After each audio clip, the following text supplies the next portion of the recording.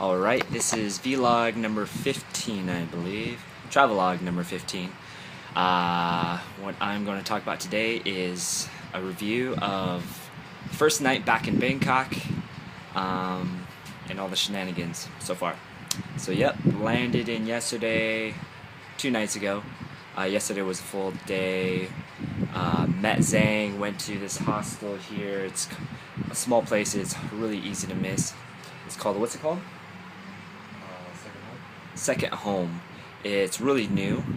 There was barely anybody staying here, but in the room that we are at, there's about 2, 4, 6, 8. There's about 8 beds here. I'm going to show you around. And originally started out just 3 of us. Now I think there is 5 of us in here. The other guy staying here, one is a British guy, and the other is German, and I think another British guy as well. Anyway, so we're hanging out last night, day right before Songkran, the water festival. We decided to go out on Khao San Road, the main road here for travelers, backpackers, vacationers alike, where all the touristy stuff is, all the music clubs, whatever, bars. And went out, had some drinks. It'd been a while for me drinking, since alcohol is so expensive in Australia. Usually a small can of beer is like $3. Here, for $3 you can get 2, what are those, two large Chang beers. So, had some beers, went out, walked, rediscovered Bangkok. It was Zhang's first time. He's chilling in the back there, in Bangkok. So we were hanging out and went down the strip, grabbed some street food, which is always really good. Went to the 7-Elevens, which they have plenty of here, a lot of convenience stores, and they had these sandwiches that I always eat, these grilled cheese sandwiches, big thing here, only 30 baht, which is $1. Went down, and we eventually decided to sit at one of the outdoor bar tables at one of the restaurants, and got a beer tower, and we shared it between me, Zhang, the British guy, and the guy from Germany. Yeah, that was fun. There was a live acoustic player, and he was really good. Local Thai guy. He mixed it up with Thai songs and classic American guitar vocal, acoustic songs. And it's funny, there's this guy from Arizona that was there. I think he was teaching in Saudi Arabia or something. He was on vacation here. He just went bananas and started dancing, doing like the white man dance. I just can't describe it, but it's awesome. The British guy that was in our group called out I think the manager from the place that we were drinking at, and he did this beer testing where when you poured the beer from the beer tower that we had, there was no head, and we had our own beers that we'd grabbed from 7-Eleven before. We popped that open, poured it into the glass, and showed that there was much more head or foam at the very top. So we knew that it was watered down. They didn't do anything about it. I didn't really care so much about it, but I could totally tell that they were jipping us. Most foreigners alike by watering down their beer because it doesn't come straight out of the manufactured glasses or bottles.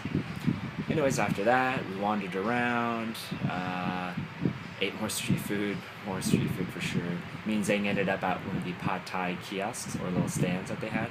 The guy was making his probably high on opium or something like that. You could tell by his body actions and the way his eyes were moving, just sporadically.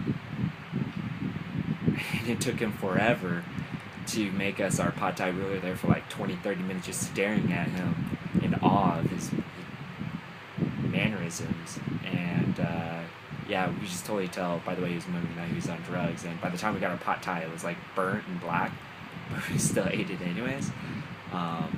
It's probably the reason why I woke up with a stomachache this morning.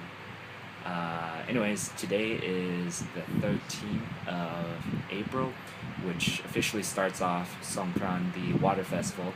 And today we will go out with my GoPro and check out Khao San Road, which should be really, really hopping. Everyone's going to have squirt guns, squirting each other, especially the tourists, and throwing buckets of water on each other. Right now we're just chilling. It's about 4 p.m. right now. Super hot, super humid. At this hostel, they turn the AC off right there. They only turn it on from 8 a.m. to 8 p.m.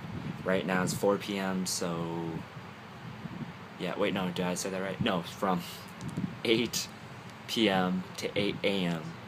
they turn the air conditioning on. Right now it's 4 p.m. So the only thing that we have are these two little fans, and they're not doing much. They're pretty much just circulating the hot air.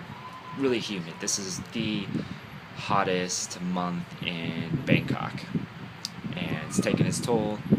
We're feeling a little lazy, so maybe we'll just hang out. I also created my own little GoPro pole.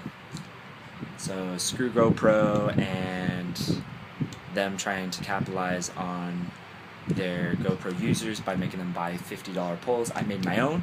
Essentially, the pole the pole I got it from Nicole's tent that got stolen. Or her tent got stolen, but the poles with the tents were left at a hostel that we stayed in Melbourne, our first couple of nights there. And there's this little wire wrapping thing, mobobber, I don't know what you call it. I got that in Japan. Pretty useful. It's just a mandible piece of wire, and you can use it for various purposes, such as wrapping your own personalized GoPro pole. And yeah, just saved myself 50 bucks. I was gonna buy one at the MBK shopping center here in Bangkok, but they were trying to sell it for like ridiculous $20, $25. I actually bought a GoPro pole and sent it to Zhang in America before he came here so he could bring it to me, but they didn't ship it in time, and I bought that one for $18. So no way I would have paid $20 or even wanted to buy a GoPro pole after purchasing one. I'll probably pick it up once I go back to America, I guess. And yeah, that's my story on my GoPro pole. I kind of went out of hand there. And yep, so we're going to chill, go out in 2 hours, and my next vlog will probably be a recap of the water festival. So I will talk to you later. Yeah.